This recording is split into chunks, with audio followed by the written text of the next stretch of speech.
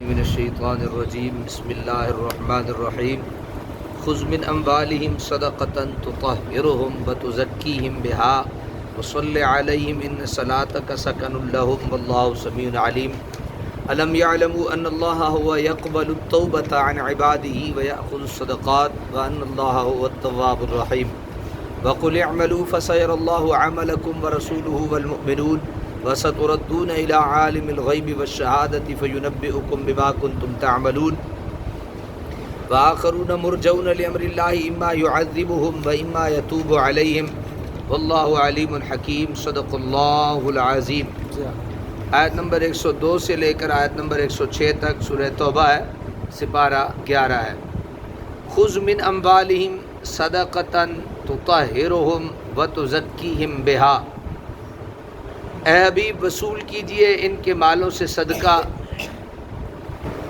تطہرہم وتزکیہم بہا، تاکہ آپ پاک کریں انہیں اور بابرکت فرمائیں انہیں اس ذریعے سے۔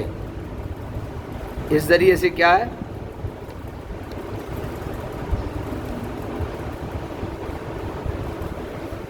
جب انہیں کھول دیا گیا تو یہ سارا ساز و سامان اٹھا کر لے آئے اور عرض کی، اے نبی مکرم صلی اللہ علیہ وسلم۔ کل ہم نے سنا تھا نا کہ انہوں نے اپنے آپ کو ستونوں سے باندھ دیا تھا اور انہوں نے کہا تھا کہ جب تک ہمیں رسول اللہ نہیں کھولیں گے ہم نہیں کھلیں گے۔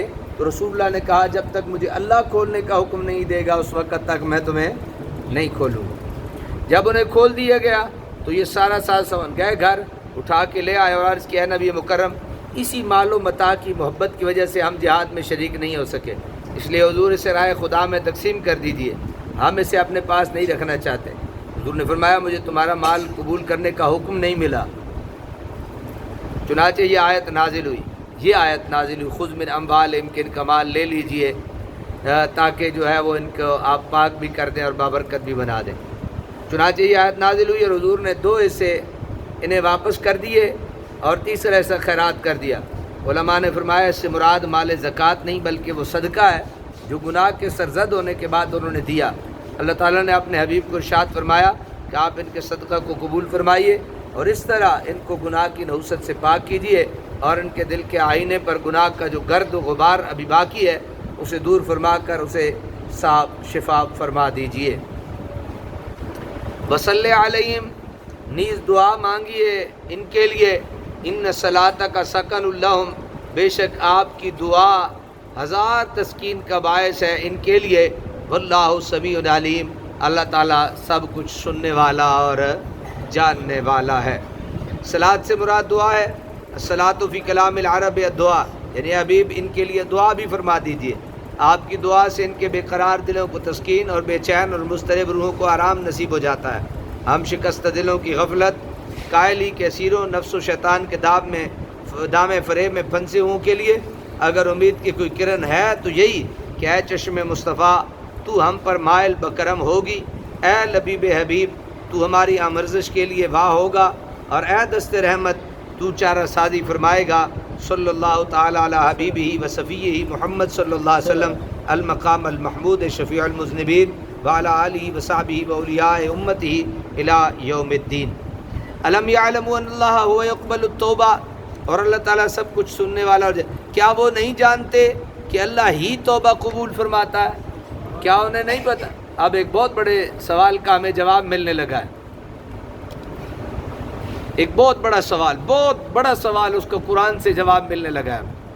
الم یعلموا ان اللہ هو یقبل التوبۃ عن عبادہ، کیا وہ نہیں جانتے کہ اللہ ہی توبہ قبول فرماتا ہے اپنے بندوں سے؟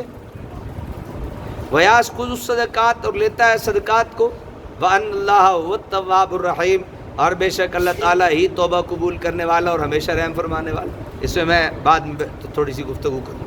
وَقُلْ اعْمَلُوا، اور فرمائیے کہ عمل کرتے رہو، وَسَيَرَى اللَّهُ عَمَلَكُمْ وَرَسُولُهُ وَالْمُؤْمِنُونَ۔ اللہ اکبر، آج ایک اور بھی چیز آ گئی۔